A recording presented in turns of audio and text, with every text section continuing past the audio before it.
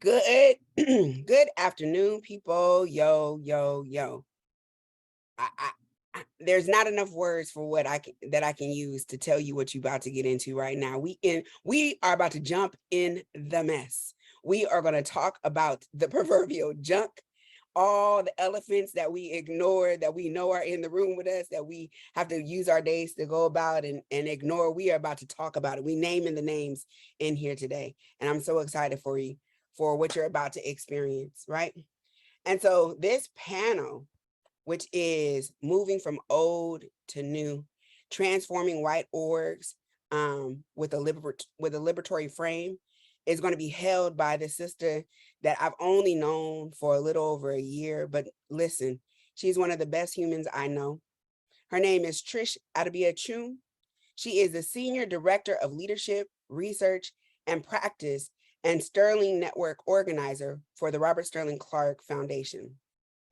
And for me, Trish is not only one of the most humble individuals that I know, right? In so many cases, she could be doing and leading in the front, but she constantly uses her power and her energy to lift up those around her.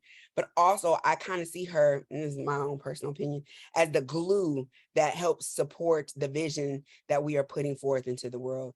And she's an amazing, wonderful person. And I'm so excited for her to facilitate this panel. So, Trish, take us away.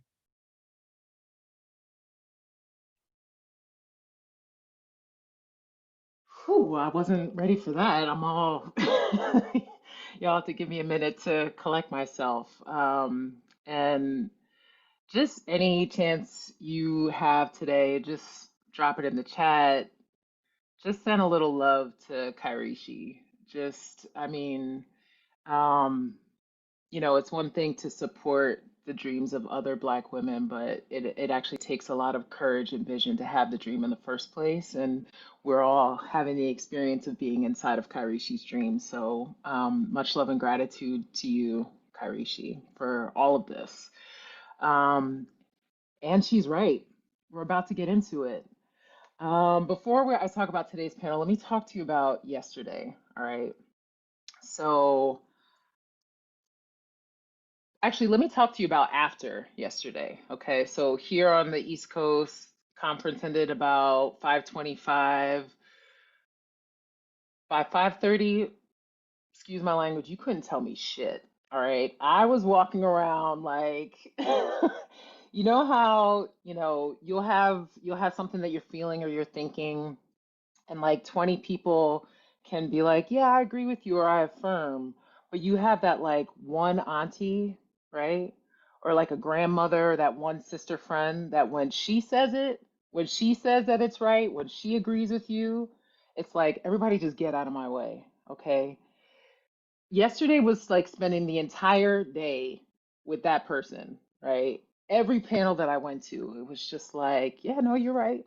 Yeah, no, that happens. No, that is real, right?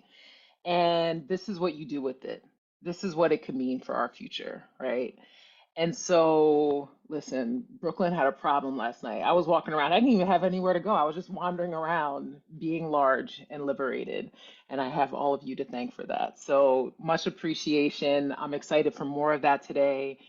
Um, let's talk about our opening panel yesterday. So for those of you who are able to join, they were talking about our panel opening plenary yesterday was about building liberatory organizations from the ground up, right? And we were so blessed to have Cindy from GGJ, Blue Lewis from NC Block, we had Tenjiwe from Blackbird, right? So these were women of color who were talking about what it looks like to intentionally build organizations that could be spaces basically to practice how we want to be with each other, right? Spaces where we could prefigure or get to practice and live into right now the world that we're fighting for, right? So these are women that were talking about what it looks like to build those kinds of organizations, and they painted these really just like beautiful images of what it will look like, the beauty and the struggle. And I know I was just inspired and ready. Today's conversation is going to be a little bit different, right? So the folks who were on the call yesterday were talking about organizations that they themselves had either founded or were founded by other folks of color who already had freedom on their minds, right? They were stewarding these organizations that were built for a very specific purpose. But today, with the folks that I'm lucky enough to share space with this morning, we're going to talk about what it looks like to transform organizations, right? To work within systems or to work within systems that actually weren't built with freedom in mind, right? Weren't built with liberation in mind. Not necessarily built without that in mind, but just weren't intentionally built with that in mind, right? So what does it look like? What does it look like to transform these organizations, particularly white-led organizations, using a liberatory framework, right? So that's what we're going to get into today. Just so you know where we're going, by the end of this session, we want to make sure that we have this shared understanding about a few things, right? So one, we want to make sure that we understand that we're all swimming in dominant culture, all of us, right? We're all swimming in dominant culture, and so it can show up even in BIPOC spaces, right? So that's something that we want to make sure that we lead today understanding. But we also want to make sure that we leave understanding that when we talk about building liberatory organizations, we just have this more nuanced understanding of what it is that we're moving away from and what it is we're moving towards, right? So you're going to hear that over and over again from the folks who we're sharing space with today. But lastly, what I'm really excited about is like the heart of it. Yesterday, one of the things I loved was that I walked away with like very practical strategies and tools, right? So we're going to talk about what are the actual mindsets and practices necessary for transforming organizations and institutions, right? So you'll get some real takeaways as well. And we have the right people with us this afternoon or evening, depending on where you're sitting, or morning. We have the right people to help us with this conversation today. And they're really repping a wide range of spaces and perspectives on this topic. So I'm very, very excited. In a moment, I'm going to give them each a chance to get into some deep introductions of themselves, but just so you know who's with us, we have Erica Stallings, who's the co-ED of Leadership Learning Community. We have Dr. Aja Denise Reynolds, Dr. Aja Denise Reynolds. I'm going to say it. She's more humble than I am. I'm like, you're a doctor.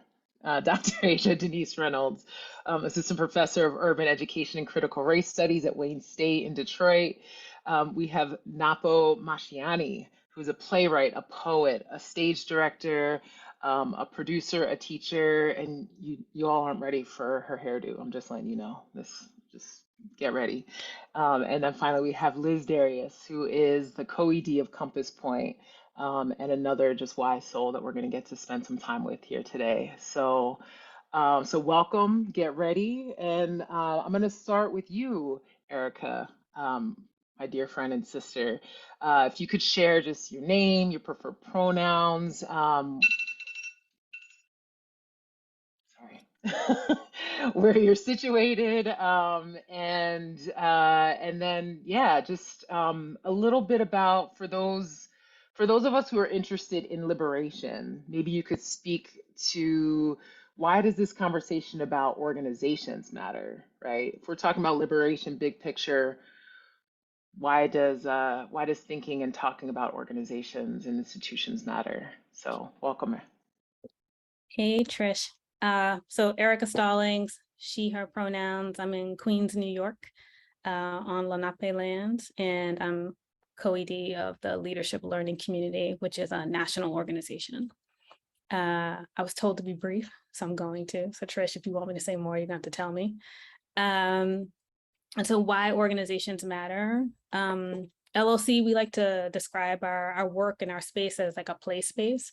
And so we think at organizations as a space where you can create containers for practicing new ways of being, so we can try on some new stuff.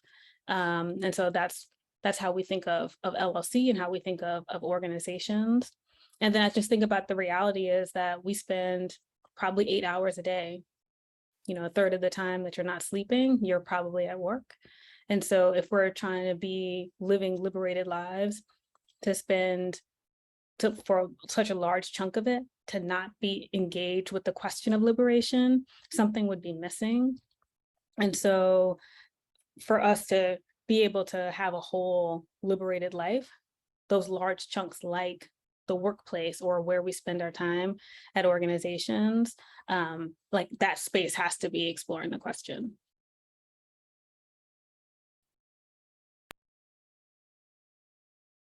Absolutely. Yes. It's where we spend our time. It's where we get to practice. I love it. Thank you, Erica. Um, Dr. Aja, I'm coming to you. What does this look like in academia? Talk to us about that. Who are you? Where are you? And why do institutions like the Academy matter? Thank you.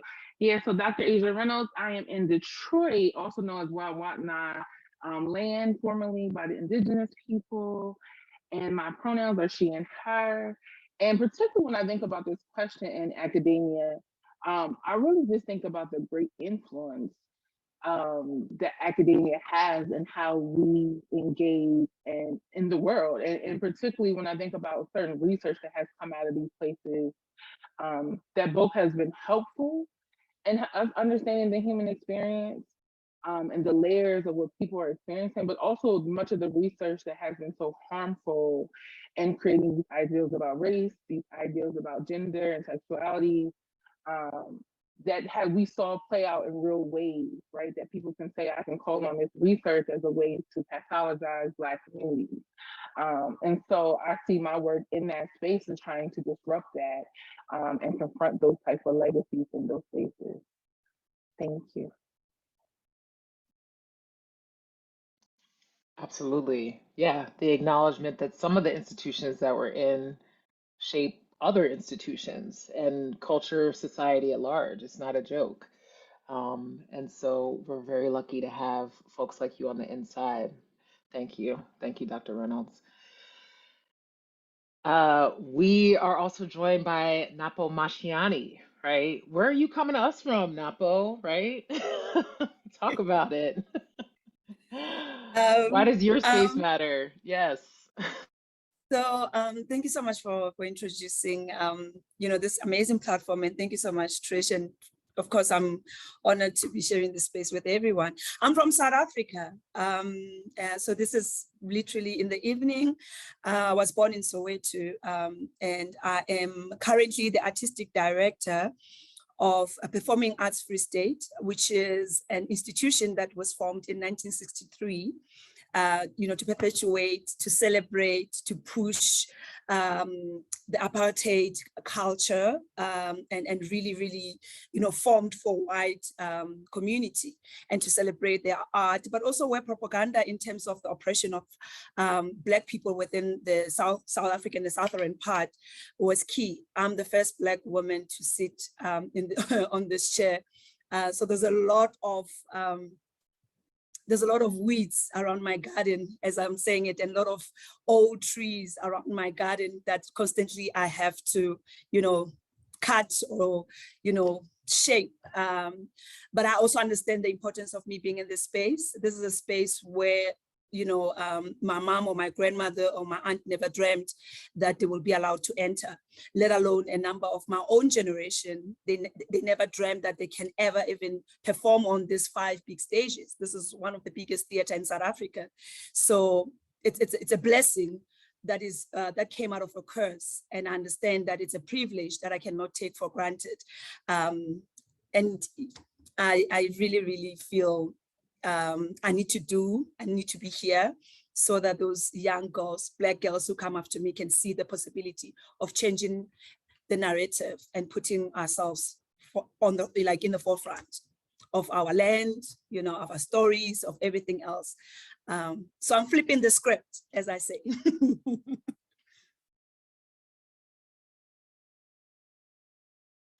Told you all weren't ready. But it's absolutely, I just thank you for those images, weeds and trees and flipping the script, and also calling in your mother and your grandmothers, right? Like the folks that that are watching you, whether from this plane or from another, and are celebrating the work that you're doing, right? This script flipping that you're doing. I'm excited to hear more about how you're going about doing that and how we can walk with you. Thank you for being here, Napo.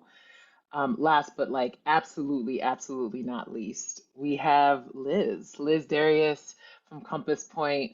Yeah, so talk to us about you. Talk to us about who you are, how you like to be referred to, where you're situated and why organizations matter.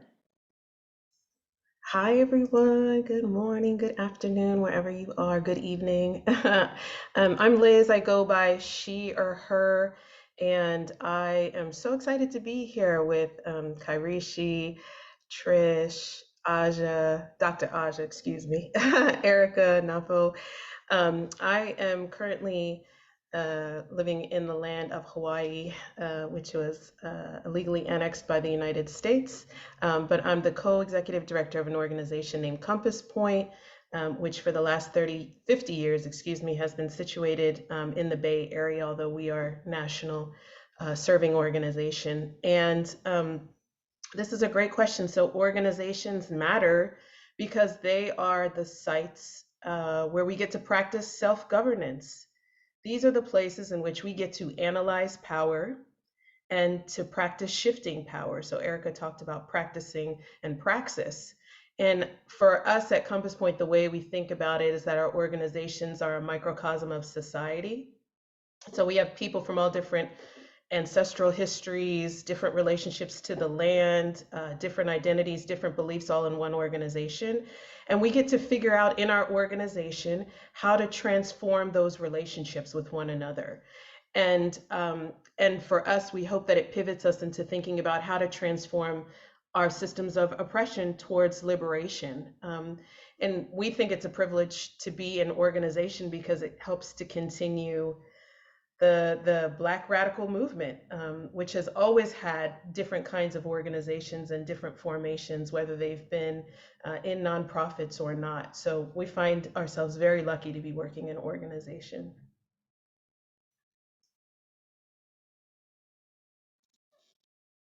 And we're lucky to have your perspective and wisdom and your organizational stance with us today, Liz. I appreciate you. And I'm not mad that you're in Hawaii while I'm freezing here in Brooklyn.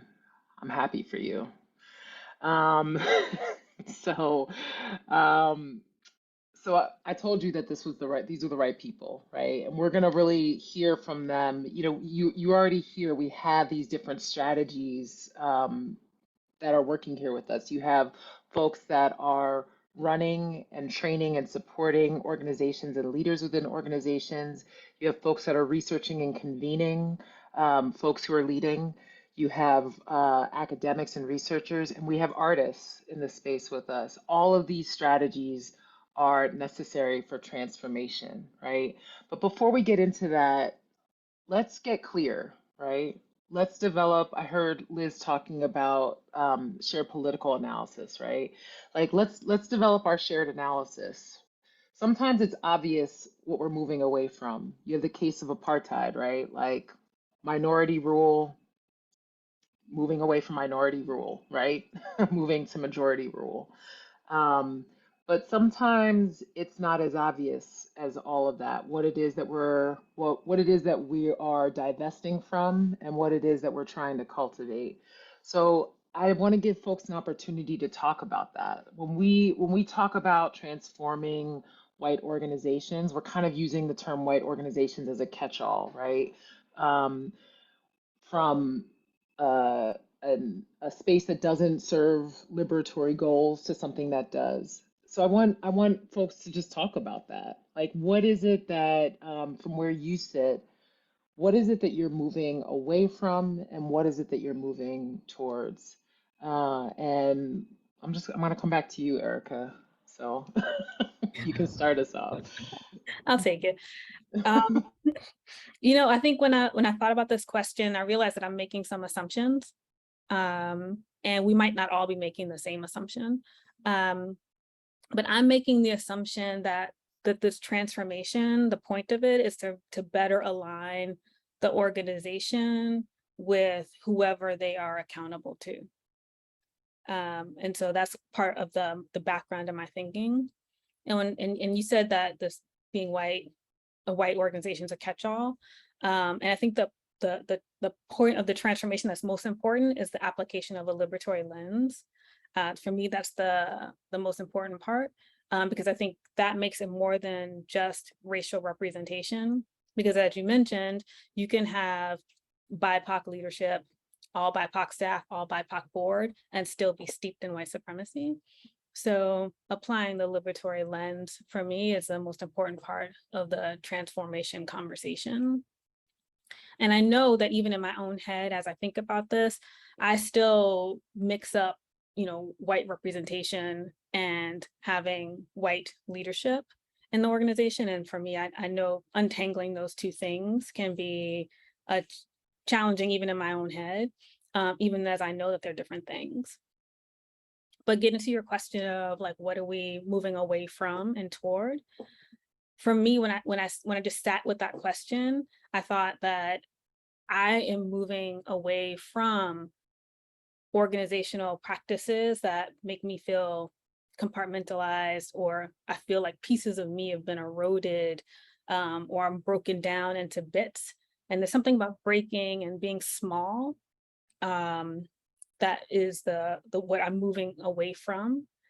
And there's something about wholeness that I'm moving toward, and where wholeness is a choice. So I am complete and whole, and then I can be in choice about what I share and what I don't share. But in whatever case, I'm not a widget, I'm not a tool, I'm not a part of something, I'm a whole person.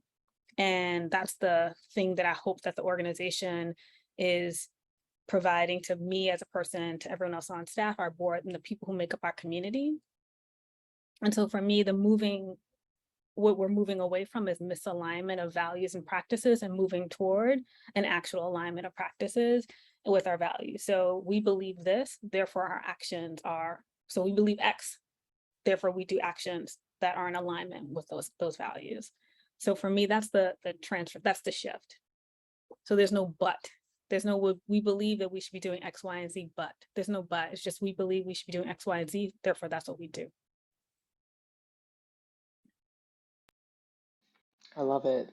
This call to wholeness and choice, right? Like being able to make choices from that place of wholeness, not having to leave any part of yourself outside the door, right? Ashe. Um, Liz, I'm going to come to you next, right? Because, one, just anything that resonated from that, but also like, I just keep thinking about how you're holding this like toggling almost, right? Like you are a co-director of an organization and you're supporting all of these other organizations, right? And so you're doing the work internally, you're also like leading the work or supporting the work for other organizations. And so, yeah, just this question about like what it is that you're moving from and what you're moving towards. And then like, what does it mean to also be guiding other people in that journey? I Yeah. would love to hear from you. Yeah, that's a great question, Trish. Thanks for offering that. So Compass Point is a capacity building and training center, and we've been around for almost 50 years. And this is the first time we've had myself, a Black executive or a Black senior manager. And so I kind of have to laugh at that sometimes. It's like almost 50 years, and we're an organization that does work around racial justice. And so, I think the things that we are moving away from, ultimately, it's not just about, I think, moving away from white ways of being or white habits in the culture of our organizations, but it's more what Erica was saying around becoming whole people, recognizing our whole selves. And so for us, what we're divesting from, what we're moving away from, is the ways in which our organizations are governed around white supremacy. So it's not just the culture, it's the values, it's the principles, it's the systems, it's the policies, it's the practices, it's the conflict resolution models, it's the tools. All of those things are so seeped in white supremacy. And so as we've been moving and deepening our experience as a racial justice training center, and now moving into our approach for the last 2 years, our approach, our strategy, and our outcome has has been to become a pro-Black organization in all of its fullness. We get the opportunities to really explore what it is we're divesting from and what does it mean to invest in pro-Blackness. And so for us, we can't take away our understanding of what this society is seeped in, and that is white settler colonialism, right? So we see that whether we're in South Africa, or we see that whether we're Hawaii, or we see that whether we're in the mainland in the States, right? And this settler colonial experiment relied on the punishment of Native Americans, indigenous folks, and it relied on the punishment of enslaved Africans, right? And so punishment is so key and core to white supremacy. And we see it in our organizations all the time. So it's not just getting a new, Black executive director, or that white exec director who's been there for 30 years, they done left. It's not that. It's ridding ourselves of the core values that are entrenched in our organizations. And namely, one of those is punishment, right? And so we see that from our own experience as African descended people is, we had the folks who were the enslavers, the slave patrols, the police, and now we have the hierarchical and punishing ways of white leadership in our organizations. So for us at Compass Point, it's really important that what we're investing in is pro-Blackness that challenges punishment.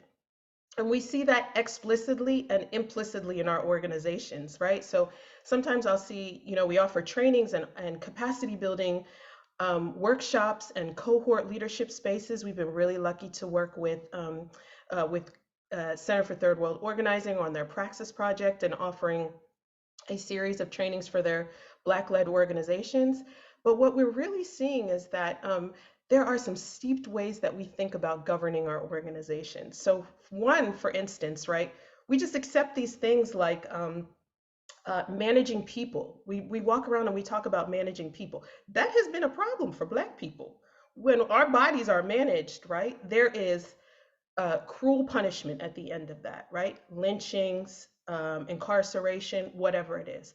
So for us, we have an opportunity in developing our liberatory work to develop more liberatory frames, including not punishing people. So we don't manage people, we manage systems, and we support people to be in those systems, right? We don't do things like offer performance improvement plans, right? These are just tools of punishment.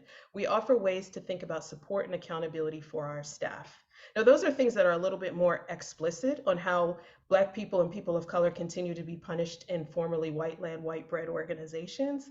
But there's some more implicit ones. And I'll give an example and I'll end on this. So when I came into the organization 4 years ago, it was coming off the last bits of the former executive director, who was the last white executive director, sole executive director. I now co-executive with another white woman who's it's been a good journey to really parse that out, right? But when we moved away from a sole white executive director and I came into the organization, what I saw was that there were implicit ways of punishment, particularly for Black people. So we had majority Black women who were working in the organization, or the majority of Black women who were working in the organization were mothers, right?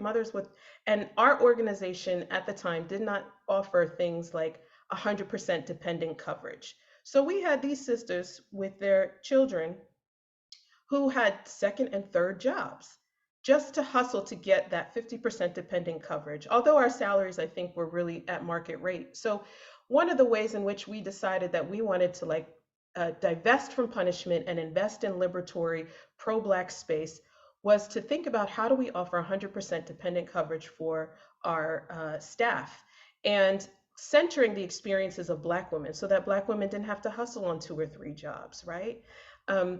Because what they really valued was time with their children. They really valued the health of their children.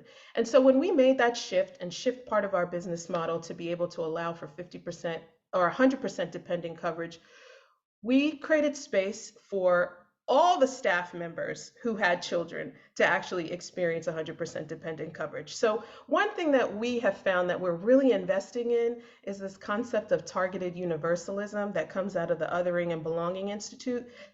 that when you center the people who are oftentimes most marginalized, and you make changes for them, particularly policy changes, it will shift the reality, the material reality for everybody else. It will make it better for everybody else. And we have seen that in history. When you focus on the experiences, particularly of Black people and Black women, and you shift their worlds, you shift power for them and with them, it shifts power for everybody else, right? And so that's what we're moving into, away from punishment, away from white ways of being, into liberatory ways of being that really build power for Black people and all people.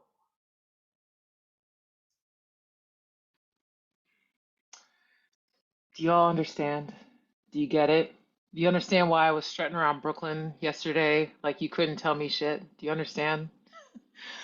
We have people among us like Liz who understand that liberation is a feeling, it's a process, it's a concept, it's something that we get to experience over and over again, but who are also clear about the fact that it is a set of practices, a set of dismantlings and buildings over and over again, right? And are clear about what those processes look like, right?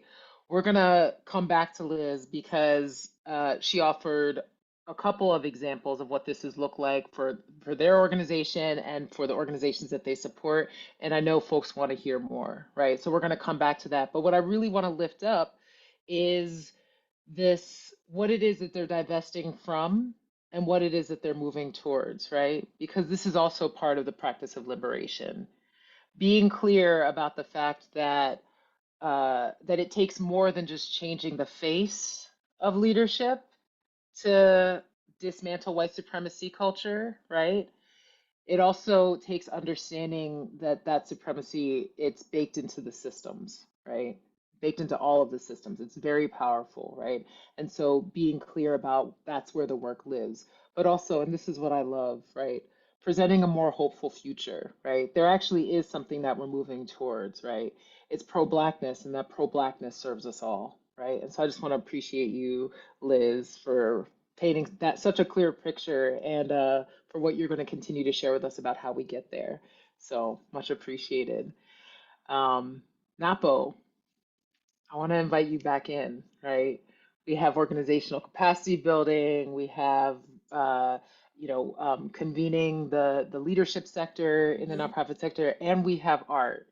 We are blessed to have art. Talk to us about what is this, what is the experience that you are divesting from, that you're moving us away from, and talk to us about what it is that you're moving us towards from where you sit. Thank you so much, Trish. And I was just thinking in terms of the question that I'm not even sure if for the first time in my life, if I'm moving. And I need to be honest about that, because I've spent 27 years of my life as a theater practitioner, as being first of everything, because I was born during apartheid and segregation. And then I woke up one day and we're told that we are free and we have democracy. But I also know the feeling of going with my mom around town, and my mom wanting to rush out of town because there's a curfew, or not being able to sit down and enjoy coffee at the restaurant next to a beautiful theater production that has a diverse audience, because my mom was never allowed. And if my grandmother was in that space, my grandmother was a cleaner, right? Cleaning after people's messes.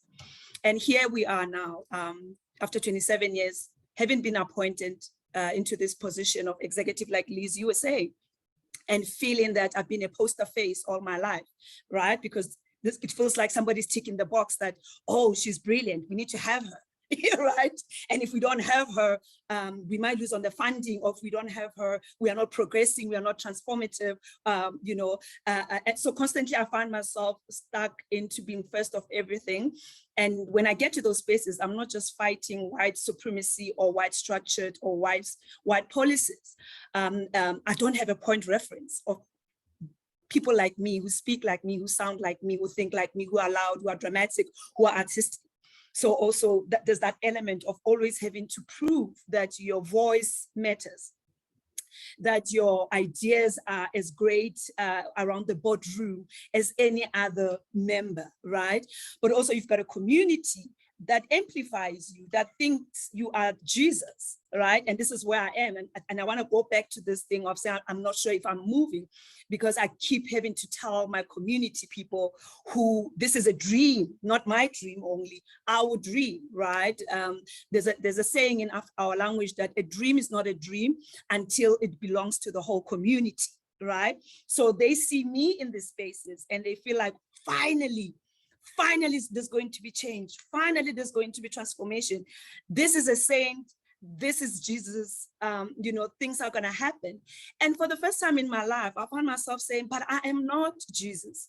I am not a saint. I am an ordinary Black girl who grew up in the countryside, who saw the need to be louder than everybody else, who knew that she was enough artistically, who knew that even if I went to theater school, that a Black man or a white man and a white woman cannot write for me and my people and those who sleep, sound, walk, and articulate like me.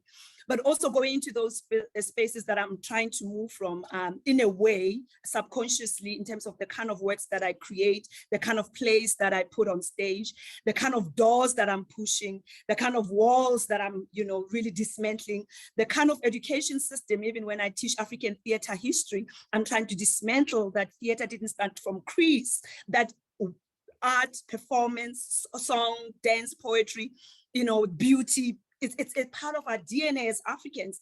And all these are part of our theatrics, right? So I don't have to say anything. The way my body moves, the way I speak, the way I dress, it's art. So for me, it's making sure that, and I suppose it will answer your question, that's what I'm moving from, that every young girl must have a point of reference, because I didn't have a point of reference. Everything that I studied at theater school, everything, when I did my thesis, I had to go to the highest mountains of my people to find undocumented narratives of Black women and bring those voices and archive those voices and make sure that those voices have a space on this white institution unapologetically. So I'm constantly reimagining, reliving, retelling, reshuffling and reclaiming, and just in sort of as a wrap up, decolonizing our education system. You cannot be in Africa, right? And constantly we are being taught the history that is not of the majority of people within this continent. And when we talk about our history, it has to be the bad, the good, the ugly, the laughter in it. That when you tell a story of a Black woman, even if it's a painful story, we laugh. We are sensual beings. We've got queens who are queer, who marry other women, and bring all this context within the space of theater unapologetically, and having to say, theater for us is not a structure. It can happen anytime, any day. So this platform for me is an opportunity for me to make sure that any Black girl around the world of my skin color, when they see women like us, they know it's possible, but also that they have it easier than we had it, and that they would not be viewed as Jesus, as saints, as martyrs, as anything that is godly beyond just themselves. Lastly, there's a perception every time a Black woman gets into an executive space, and this is my experience, that we need to clean house. So I'm cleaning a lot of house. And I started with weeds, and I said there's a giant tree. I have to consider the environment. I can't cut the tree, but this tree has been here for 40 years before I was even born, right? And then I've adapted this house that I didn't build, that I was never allowed to, but hey, I've moved into this house. But when I get inside, there's a mess. There's dishes. So constantly I have to tell everybody, like, wash the dishes, have table manners. This is not how we behave in this house.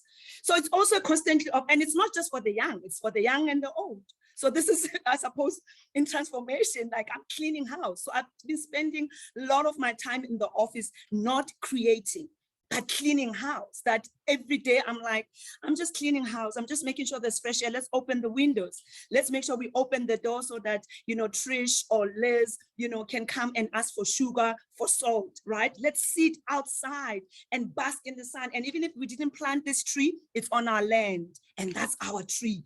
And we can literally enjoy the shade and not be imprisoned for it. So in a nutshell, that's sort of where, and then I bring all this academic and the different expertise of strategy of different system of decolonizing, but also speaking the language of metaphors, the language that everybody can understand. Now, when I say let's clean houses, because the dishes have been dirty and have been dirty for more than 48 years. And when I say let's change the linen so that, Erica doesn't walk and sleep on a dead, on a bad, dirty bed.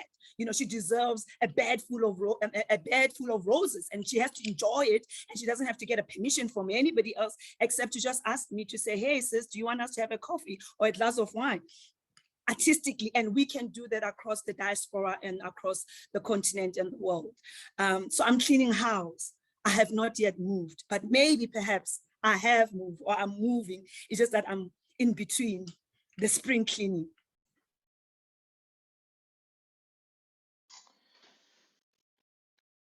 I mean, I want to start by saying that Erica does deserve to sleep on a bed of roses. That's the thing I want to lift up.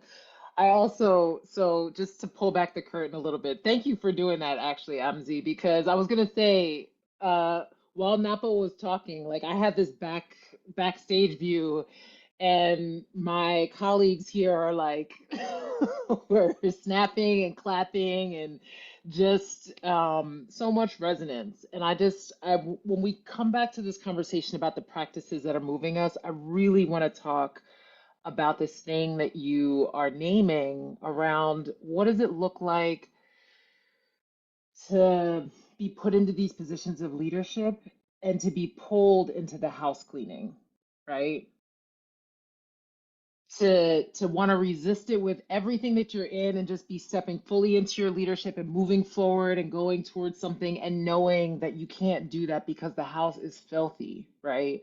Like, how is it that we hold that tension of understanding that, like, it's something that has to be done, and also it's not our responsibility all of a sudden, right? Because that stuff, as you said, has been there for 48 years, 50 years, Liz, like age old in the case of we're coming to you, Asia, but so just how do we hold that tension?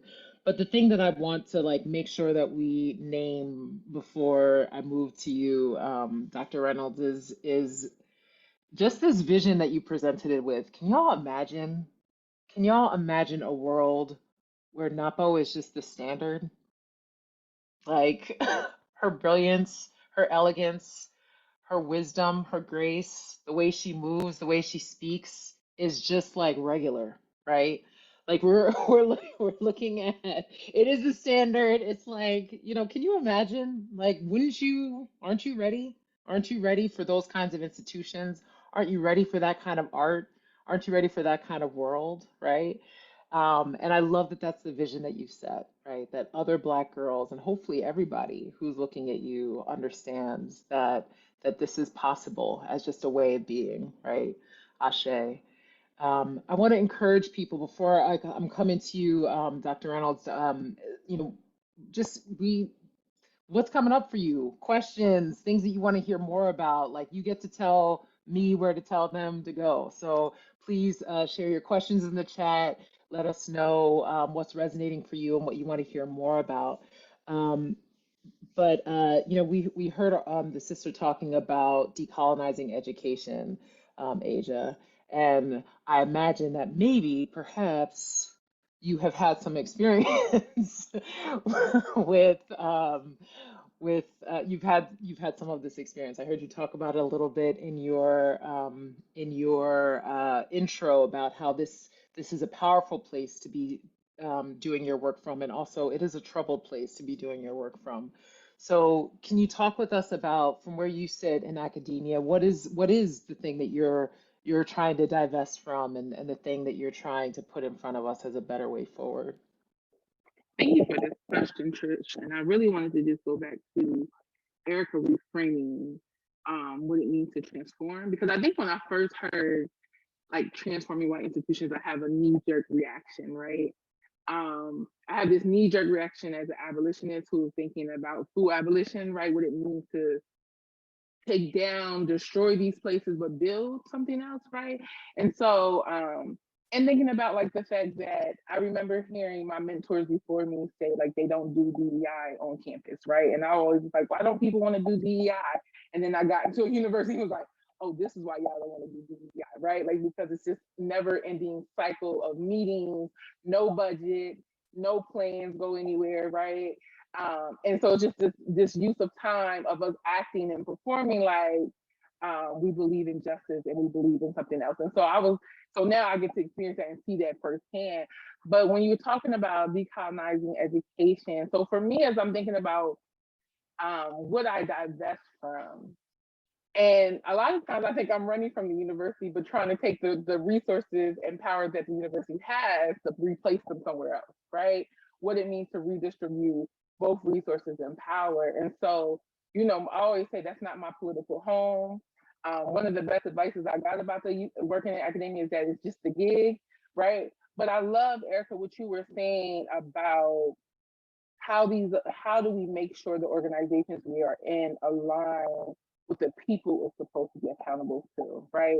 And when I heard you reframe it in that way, I was able to then relate to that, right? Because while I don't think I'm actually invested in trying to change academia or the university I'm at in this totality in that way, I am about making sure you want to do right by these folks, right? You want to be in Detroit in these Black communities, these Black next community, you're going to do right by these folks, right? And this is what do right looks like. And so that has really meant for me taking a lot of risk, taking a lot of risk in deciding how I'm going to do research, why I do research, who I do research with, who gets to be an intellectual in this space or the expert in this space, right?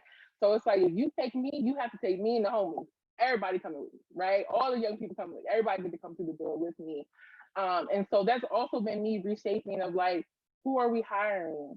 How can I help assist with making sure that we have other folks who believe in this as well? And how are we building community in and outside of this space?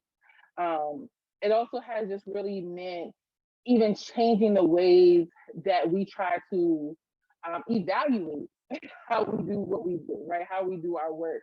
And so much of it is about like, oftentimes you'll see many of us write a piece or write a book, and it's about so many other people that we've been in collaboration and partnership with, but the university only want to know what I did, right? And so I even had to, like, in my last evaluation was like pushing back on like, this, if we're about community work, if we're about being in service to community in this way, all my work is collaboration, right? I'm always working with somebody else. They might not have written a word on this paper, but I'm always in collaboration and partnership. And so I'm not going to do a breakdown of what percentage I did, what percentage they did, right? Like, this was a collaborative piece, and I need you to honor that in that way, right? And so really having to push back on those structures in that way, not only for myself, but for my other colleagues and my grad students. And so it's been beautiful to be in this position to even mentor young people who think I only can do research in this damaging, traditional way that's centered around whiteness, right? And I always tell people I do work with Black girls, I'm like, we are vibrant, beautiful people, and we don't even have half of the language that we need to talk about all of the things that we are, right? And so I need space and whatever I do to allow them to define themselves, for us to recreate language, move things around. And so I need you to be able to support that flexibility of what I'm going to do in this space that no longer maybe aligns with traditional research, and we're going to call it something else, right? And so really, it's a lot of risk taking in terms of like, yeah, whatever like that we've been taught or indoctrinated into in terms of what scholarship is, what is research, what is teaching in this space, really trying to disrupt that. And so bringing my full, like I heard you also talk about like wholeness. And so for me, I always talk about educational spaces as oftentimes being places of disembodiment for Black people. And so what does it mean in this space that I can bring my full self in this space? And so that's the other thing that I've just been working for. So when I got hired at this job, I showed up at my interview as my full self, because I felt like I don't want to get here and then y'all like, we don't know this woman, or we wasn't prepared for this, right? And so really making sure I do that and continuously do that so that other folks don't have to feel like they have to come and fall in line with these respectability politics to be here, or that they have to do certain things in order to get a seat at the table, and being okay with saying, I actually don't want to see that at that table, right? Because I'm building something else over here, but I'm also going to get you the funding and support. Mm. Mm. Mm. Mm. I just want, we don't do this enough in these spaces. I'm like sitting here, I have like all these notes. I want to be like, this is what you said, Aja, and it was this, and it was, I have like, but I actually want to, I want us to take 15 seconds and just like breathe, right? Just like we have just been, we're at like almost an hour of like deep wisdom, right? Like, let's just take it in. Let's take it in with the breath. Mm.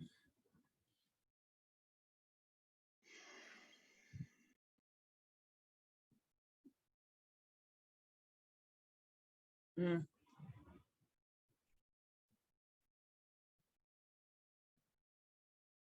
Mm. That felt good. Mm. Thank you for that. Now I am going to come back with what you had to say because because it was a whole word, right? We're going to move to Liz in just a moment, just to get more into these practices. Again, I just want to encourage people to be continuing to let us know, like, what you want to hear more about. But I just want to pause for just a moment of gratitude, right? So we asked this question about what is it that folks are divesting from and what it is that they're moving towards. And people spoke in vision and in practice, right? Mm. Just now, Aja, I heard you saying, almost answering that question that Napo was bringing up for us around like, what does it look like to exist in a space where like you have to clean house in order to be able to show up as your full self, but like not taking responsibility from it, right? And you said two things really clearly, right? One was you said no to the DEI work, right? You said no to being the facilitator, the figurehead, the face of folks having to learn to do their own learning and healing, right? Particularly, it tends to be white folks who benefit the most from that, right? So you said no to that, right? But what I also heard you say is you listen to your mentors, right? There are people that came before you that were like, it's not the way. Don't go down that path. We have those folks, right? And you're just like, oh, what they're doing, it doesn't really make sense. They've been here for a minute, right? And what I heard you say is that you listen to your elders. What I also heard you saying is that you're stepping into being an elder, right? You didn't use that Mm. language, but everything that you said was about what it is that you're being and creating that will make the road for the next Dr. Aja Reynolds, right? Like the next person that comes in. And I heard you talking about shifting the way that you agree to be evaluated, right? Shifting what the work looks like. I heard you talking about demanding that if you're going into a space, the homies come with you. Everything that you do is collaborative and it will be seen that way. I heard you talking about taking risks, right? Understanding that, however difficult it is, you are in a position of power, right? And so, what is it that you can do from that position that opens the door up a little bit further, right? And the thing I love the most is you talked about redistributing resources, right, and power, right? So, however we feel about these organizations, they're institutions. They often come with resources that the folks that we care about that are in these streets, that are in our families, that are in our communities, they don't have access to, right? Mhm. So, what does it look like to make sure that they do have access, you know? Um, and this was echoed by all of the things that I heard from all of you in terms of the practices of building institutions that help us to get free, right? And so, so that's the place where we're going to move to before we open it up for questions. Like, I really want to get a little bit more into the details of some of these practices, the personal ones, the organizational ones. Liz, I'm coming back to you because this is your whole job, right?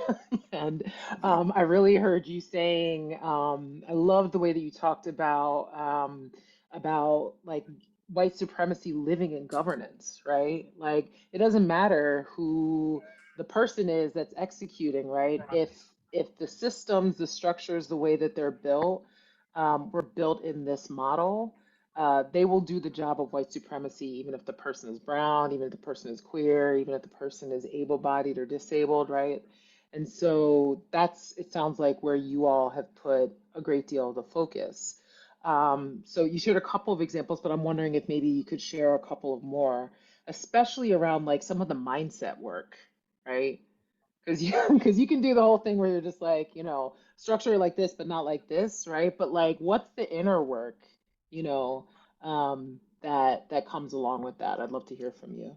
Yeah, that's a great question. Thanks for that, Trish. And I'm just feeling all the things I've been having, like, all these moments right now, listening to Erica and Napo and Dr. Aja. And I think for us at Compass Point, because we're a capacity building organization, we constantly try to live into this strategy of living liberation from the inside out and the outside in.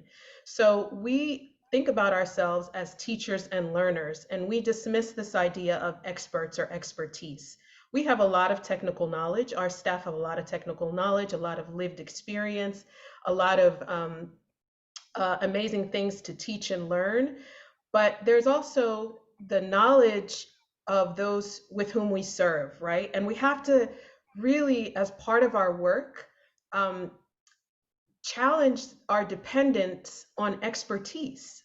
That's part of the mind shift work, right? Because if we don't challenge our dependence on expertise, then we're constantly going to be looking for the white way of doing things, right? We're constantly going to be looking for things like DEI to save us. And similar to your approach, Dr. Aja, we don't do DEI. We reject DEI because it still centers the experience of white people.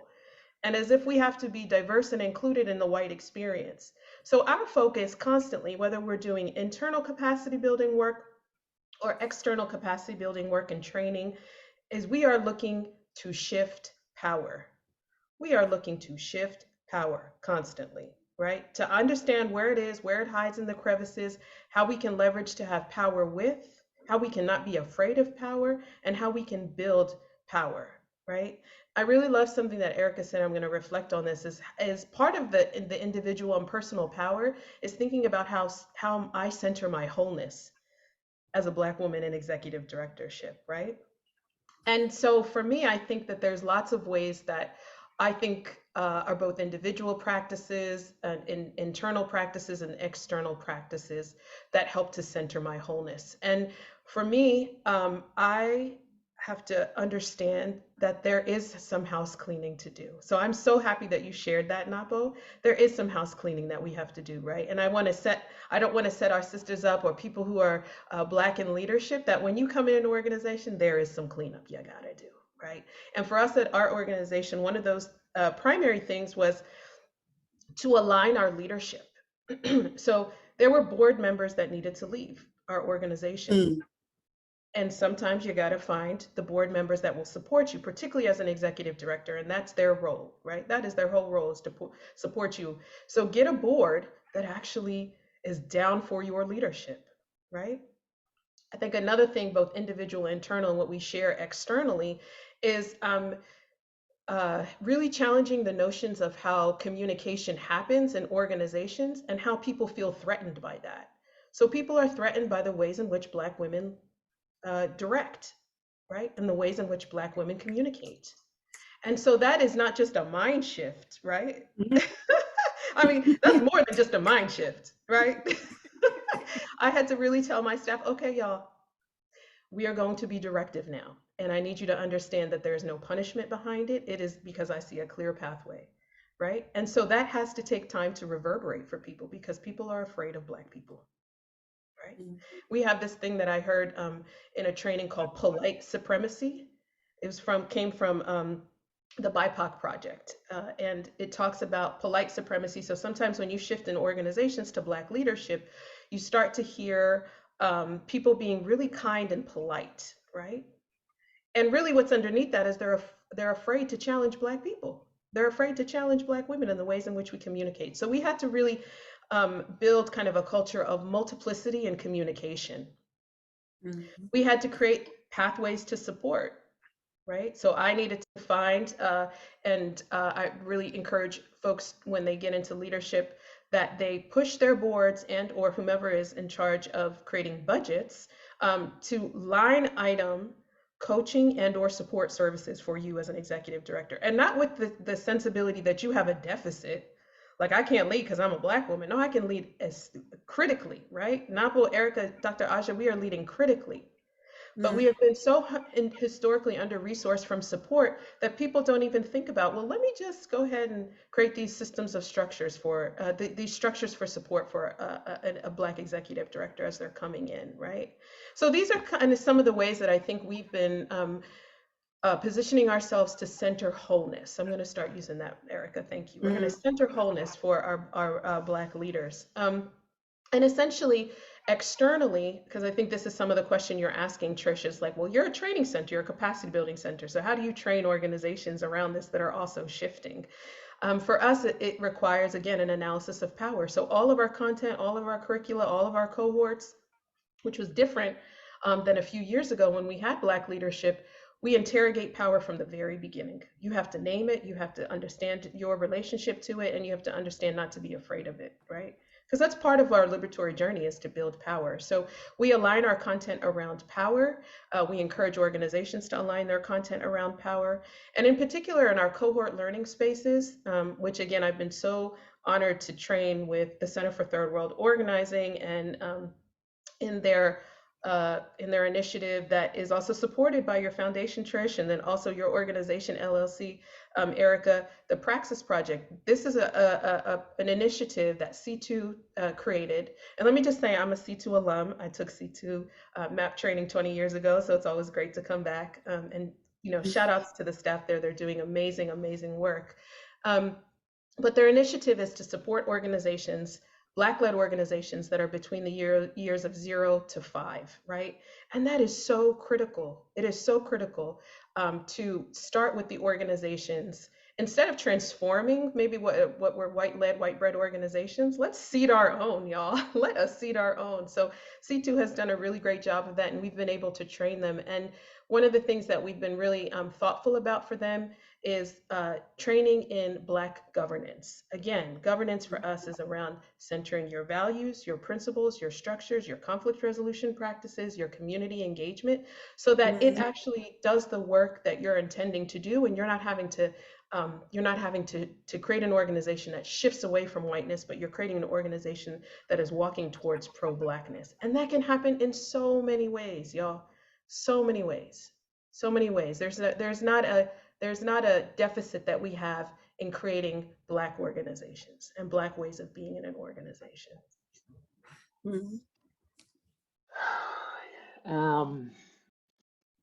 I'm coming to you next, Napo, and I wanna come back to something you said earlier, Liz, as you were describing some of these practices around interrogating and shifting power. Just this reminder that pro-Blackness is for all of us, right? You made that point, and my mind went to, the folks upon whose shoulders we stand, the women of the of the Combahee River Collective, right? Who talked about using our position at the bottom to make revolutionary leaps, right? And, I hear like, yo, who doesn't need a coach? Who doesn't need to have a supportive governing body, right? Who doesn't need to have, who doesn't benefit from a multiplicity of communications, from direct communication? I'm about to say a thing. This is how it might land. This is how it's supposed to land. Like all of these things that you're naming, you know? It's seen as an alternative view and one that supports our leadership, but I want to come back to this notion that you raised that pro-blackness it supports us all. I just want to thank you for like naming so clearly and the practices around that, because it's just deeply resonating, deeply resonating. Napo, I'm coming back to you because one, I think all of us just want to look at you some more and hear hear your wisdom and brilliance and feel your energy and like, so say whatever. And you are wise and brilliant and have these lived experiences and I think a very particular perspective in terms of how we move these same conversations around power through arts and culture, right? Both through Yes. the institutional aspect of it and the creative aspect of it. And so, just the same question, like talk to us about these practices and processes that you're engaging in that help to move us towards this more liberated space.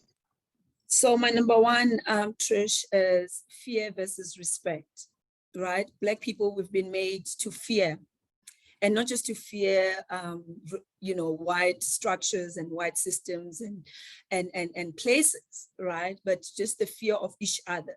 So one of the key principles, and I always tell my staff and my team, and I prefer to call them my team, like I just said, I'm about collaboration and teamwork.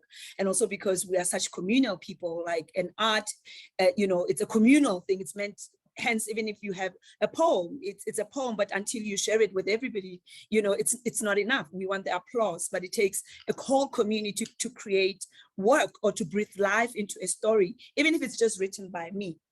But for me, I always say to my team, don't fear me. I don't operate on fear. I operate on respect. And when I'm saying respect, it means that I hold you accountable.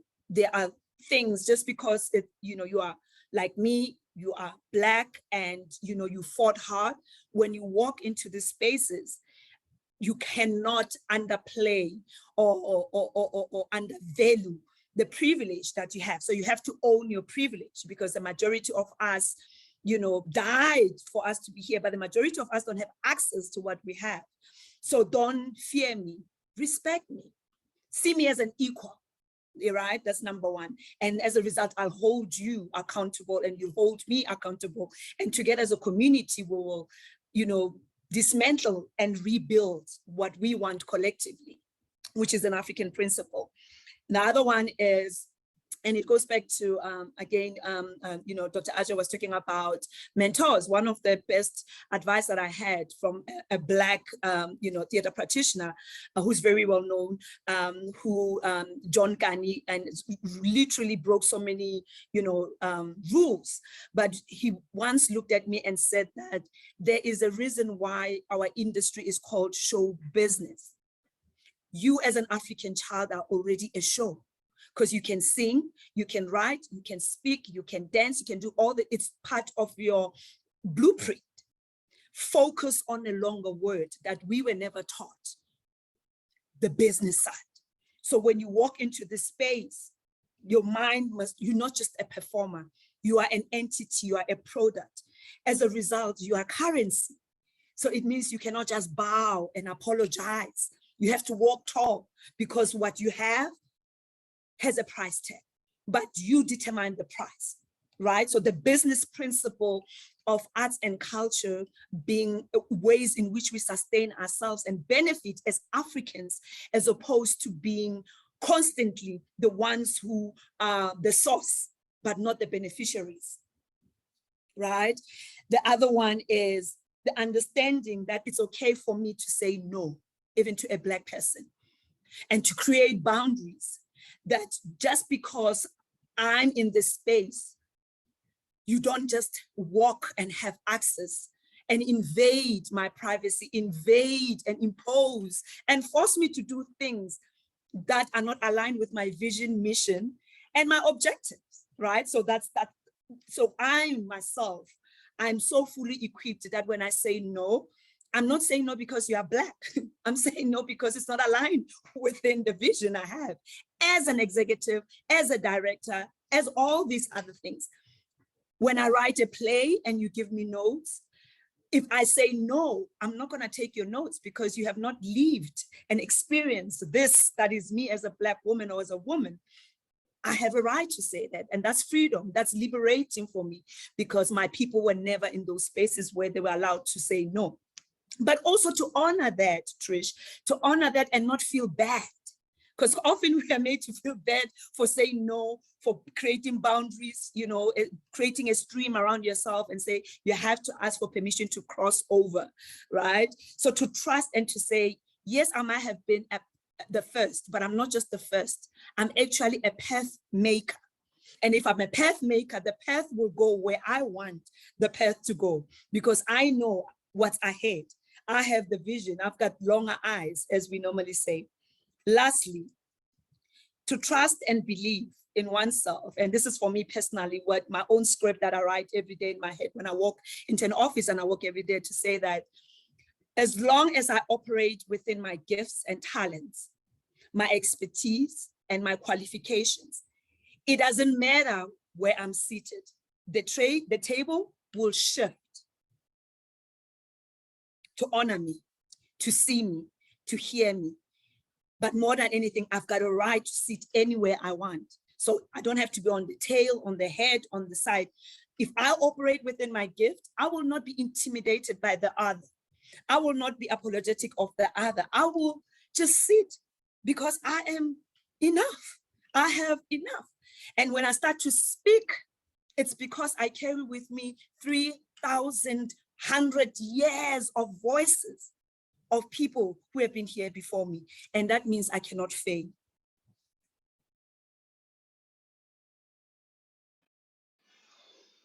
A 100%. I mean, I'm listening to you and you're talking about the art space, which is, we know, particularly both beautiful and fraught. And I'm like, you could be talking about so many spaces that we're in, right? To understand yourself as both essential, you know, when you talked about show business, to understand yourself as both essential and objectified, right? Dismissed, right? Like, you know, how many of us are having that experience, right? Running organizations, being in institutions, nobody else could teach this, nobody else could do this, and yet I'm treated as though I'm disposable, right? So kind of understanding that dynamic, I heard you talking about creating boundaries, right? Understanding that even though you're representing something that is new and important in a shift, right? You're not accountable and accessible to everybody for anything, right? I heard you talking about that. These are all lessons and practices that it doesn't, you know, I can imagine it holds a particular complexity in the arts because it's so personal, and like these are things that we need to be in practice around wherever we are, whatever institutions we're trying to transform. We're gonna close with this with a question I'm gonna put to Erica and Aja about like because you started to talk about this too, both you and Liz Napo, about some of these are personal mind shifts also, right? So yes, we're talking about how we're shifting institutions and the practices that organizations or teams need to be engaged in, but you know, you said I write a script in my head every day, right?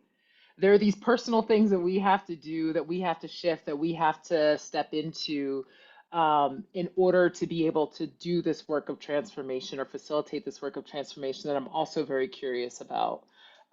So I'll start with you, Erica, and you know, we're gonna end with this question with Erica and Aja. So if there are any burning questions that folks out in the audience have that they want to make sure that we get to, or have folks end on, like, please please drop it in the chat. But Erica, can you talk about some of the just some of the inner work, some of the personal and interpersonal work that you've really had to engage in order to be able to do this work of transformation? Sure. I mean, we're still transforming as opposed to having been transformed. And the interesting part about that is that, you know, every time you feel like, oh, you've cleaned up, we talk about cleaning up messes, you've cleaned up some portion of the house, you go back and there's still debris.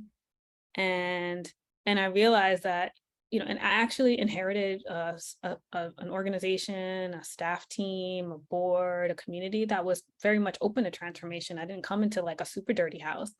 And so I also realized that the mess is in me. So it's in all of us. It's not just in the organization. And so it's a real consistent process. And so, you know, but I'll talk about like personally, it's like really faith and trust in myself and in others has been pretty essential, like being able to practice vulnerability, being able to say, I don't know, being able to not hide flaws, and learning to not hide flaws. So I can't say that I don't do it, but you know it's going to come out anyway, but if you don't hide it, at least it doesn't come out like extra funky. So learning in the process of learning not to do that. I wasn't able to do that just on my own. Liz, you brought up coaching, and coaching has been essential, and the kind of coaching that you get really matters. And so shout out to Belma, my coach. I have a coach who isn't trying to fix me. She isn't starting from the perspective that I'm broken. Usually she's asking me to ask myself, why didn't I already know I was awesome? Why didn't you already know you could do it? Let's talk about that as opposed to thinking about what's wrong with you. And so that has been really essential. A lot of, like, when I said trusting myself, a lot of this has been about trying on new things, new practices, new ways of being. And often it's just freeing me to be me. Like, I am marshmallow soft. I like things soft. I'm soft with people. I want people to be soft with me. And, but that's not how you learn to be a boss. That's not how you learn to be a leader. And so learning to unlearn what it means to actually be in a leadership position and finding strength in being soft meant that, like, you know, my thinking is less linear. It's less binary. It's less angular. It's less sharp in that way, that I allowed in some softness, some emergence and nuance, which actually results in more values alignment for me. Because some of those sharp angles are those butts that sit between your practice and your values. And so if I say, I really believe that people should be treated like this, my action should match that, even if it's not in alignment with what it means to be, you know, a boss lady. And in some ways there is a little bit of sharpness and sort of learning to identify some boundaries, like Napo talked about. There's some times when I came in as a Black ED and co-ED when I was being centered, and then I was like, but how come the centering feels so bad? And it's because I wasn't being centered, I was being exploited and tokenized. And so being able to say, that's not for me. Being able to ask for help. I say, they say birds of a feather flock together. So sometimes you got to find a new flock. And so I'm gonna hang out with Trish, right? I'm gonna hang out with birds that are helping me get to where I want to go. And I have a team of really awesome people. They're all texting me. They're like, you're great. And they're we're constantly supporting each other. And so that means that when I'm doing that, do as I say, not as I do kind of behavior, like working when you're sick, they're like, no, Erica, we don't want any more emails from you. And it helps me, it frees me to say, I don't feel well, I'm going to get offline. And so we are being able to be open to be loved and love. So to be soft for others and allow others to be soft for me, and then, has been essential. And so some of that being soft with myself and with others is letting stuff go. So like this whole house is not clean. Some rooms, I'm going to get to it when I get to it, and everybody's going to have to be all right with that. And we're going to do, the best we can. And like I said, unlearning some things, like, letting go of some attachment about what it means to be, strong Black woman, leader, business, like some of that stuff that's killing us literally. And so now I'm like a broken record. I ask the same question over and over again. How can this be easy? How can this be easy? Like, why are we struggling over here? This could actually be easy. And so I think for me, those are some of the things that I've personally had been trying to practice, and hopefully I will get better and better at it. But that's been essential for me to as part of this transformational process.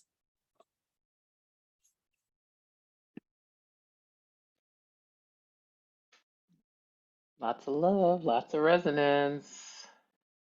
Erica, didn't you hear Napo earlier? You deserve to sleep on a bed of roses, right? Did she not say that? Yes to softness. Yes to values alignment.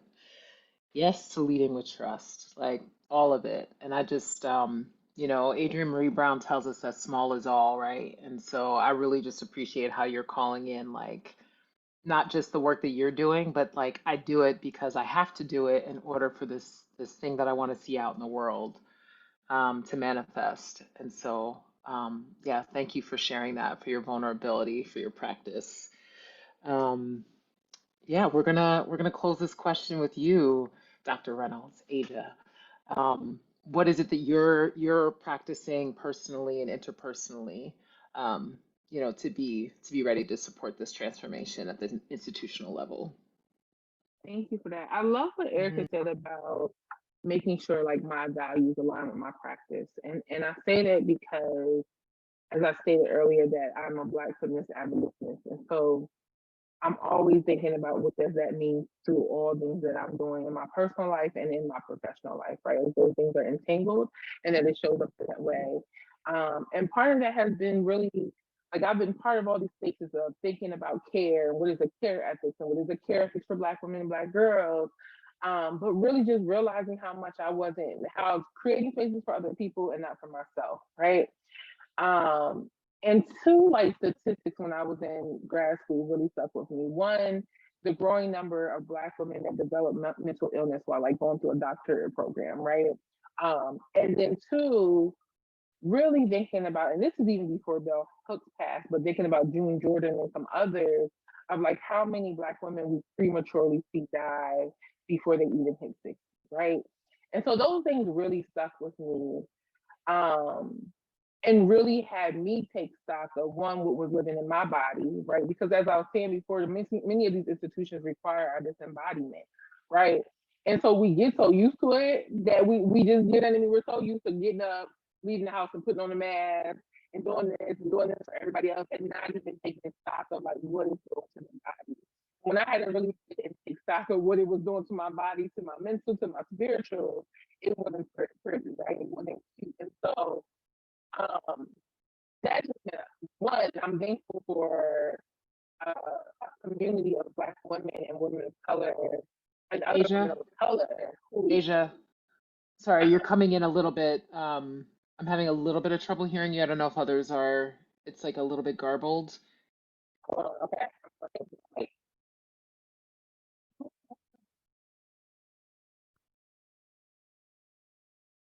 I'm getting the message behind what you're saying, and I'm feeling you. So I Can you wanted hear to me see now? that. Yes, perfect. Yes, you are clear. Please continue. Do you hear me better now? Okay. My headphones go down. But I would say that, I also have a community of Black women and women of color friends who really hold me to that, of what it means for us to take care of ourselves, but take care of each other, and what it means to be in community. And I think this has been really important in redefining our relationships, especially for many of us who might be single women who aren't married or in partnerships or have children. What it really meant to have had this type of community around you that's holding you accountable, but also loving on you and reminding you to love on yourself. And so that has really been helpful in all the different spaces that I've been in. But also, right, so like I had to shift this year how much time, like we always talk about work, life balance. And most of the time, like our it's not no real balance, right? Like most of my time was work. And so I really had to reshape that in terms of how I like managed my week, what time I'm like cut off, done working. I'm done at 5. Like we not doing that like half days on Friday, right? Like that's me making my schedule to be like, I'm not doing that, but also intentional about my joy, right?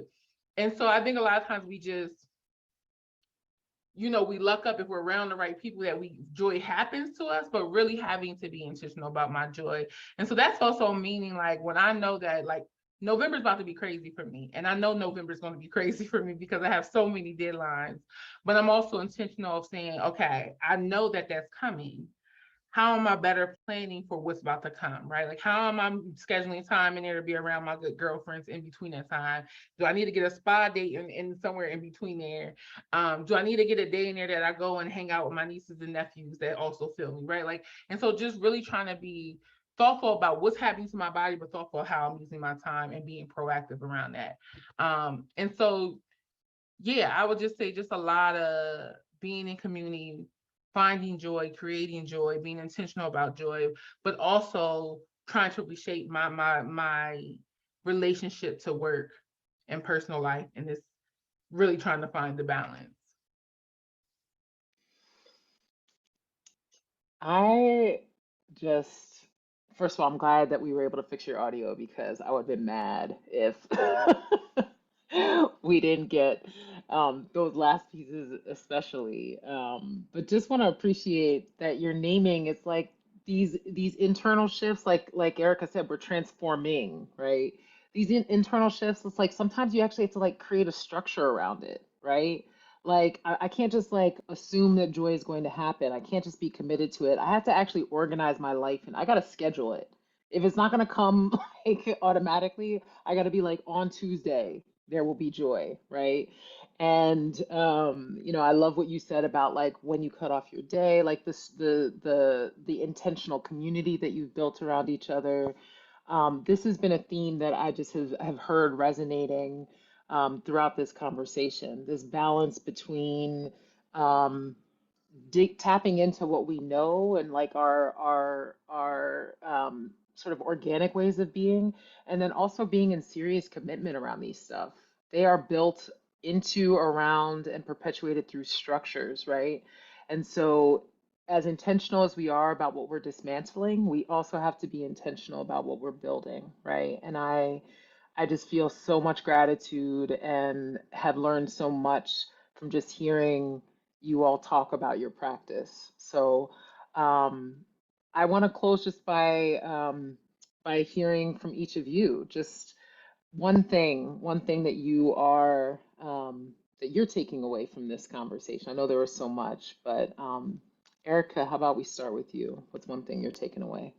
It is unfair for you to ask me to just do one thing. I'm taking away so much. But I'll say that the thing that's really resonating with me is how all of us in some way touched on giving and also demanding care. And I'm wondering, you know, we use the word I, I'm thinking about I need a spa day, I'm asking for help. And so I'm curious about what the balance of the I and the we is, or how we care for each other. So that's what I'm taking away. Thank you. Absolutely. How about you, Liz? What's coming up for you? I am so grateful to have been on this panel, and I feel like I'm just taking the energy of Trish, Nepo, Erica, Dr. Aja into the rest of my day, and really feeling fortified that Black women in leadership is so amazing. It's so amazing. We're so amazing right now, and just the clarity in which we have, and the ways in which we bring our ancestors and our community and our collaborators and our coaches and our bird flock, all of that, all the ways that we bring in ourselves and other people is just amazing. And so I'm just thankful for Black women leadership over and over. So thank y'all.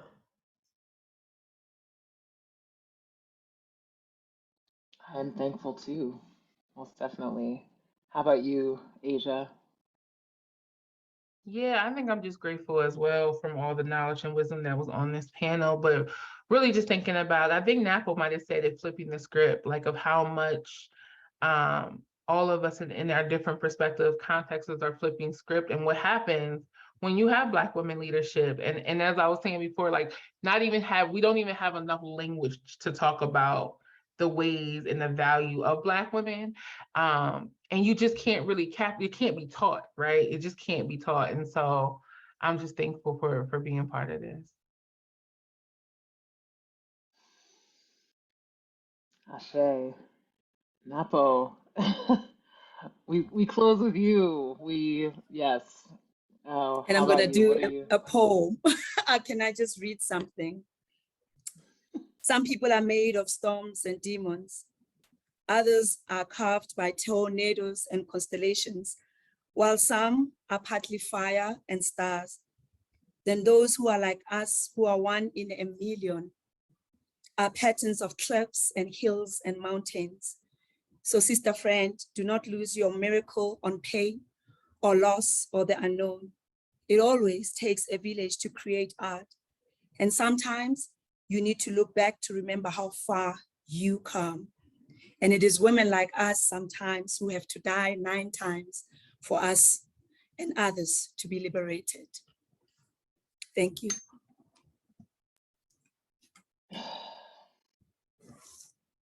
Napo, Asia, Liz, Erica, on behalf of all of us, all of us, all of us, just thank you for everything that you are, everything that you're birthing, everything that you're carrying, everything for everything. We so appreciate you. And yeah, we'll close it out with that. And just wish everyone a beautiful rest of the conference. So thank you. Mhm. Thank you all so much. I'll turn it back to you, Karishi. Woo! Listen, if today wasn't church, it was church. Can the people say church? Hello? I mean, there were just so many. Like, yeah, I want to say hell yeah. That's why you was stomping around Brooklyn, owning the space and feeling like you was everything yesterday. It's so much, right? We are living liberation, y'all. We are embodying freedom up in here. We are honoring the work up in here. We are living our values up in this piece, right? And it is so fresh.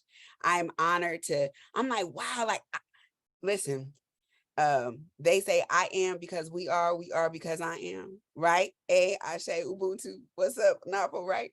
And the law of attraction means that people can't be around you and not reflect you, right? And that this is these are my folks. They reflect me. I'm a bad mama jamma. Let me tell you, can't say nothing to me. Y'all some fire up in here. Okay, so look, the bottom, like underneath liberatory leadership, we're holding the idea of connectedness and praxis, right? And so that's what we're about to jump into. We have some cool panels for y'all to go into next. So you're gonna have to go take a breather. If you smoke, go smoke. If you need to go breathe some fresh air, go walk around the block real quick, use the bathroom, get ready for your next 2 panels.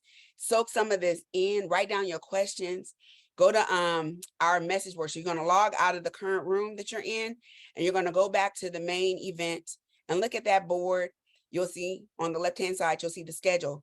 Right before you click the room that you're going to go into next, I ask that you go and you write down some thoughts. What are your takeaways from this morning? What were the moments that you said, oh, right, where it resonated with you? Where's the thing that you're still scratching your head at? Like, I can't even believe they said that.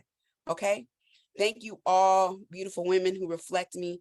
Thank you all for being in my community. Thank you all for your gift and honoring. I truly appreciate you.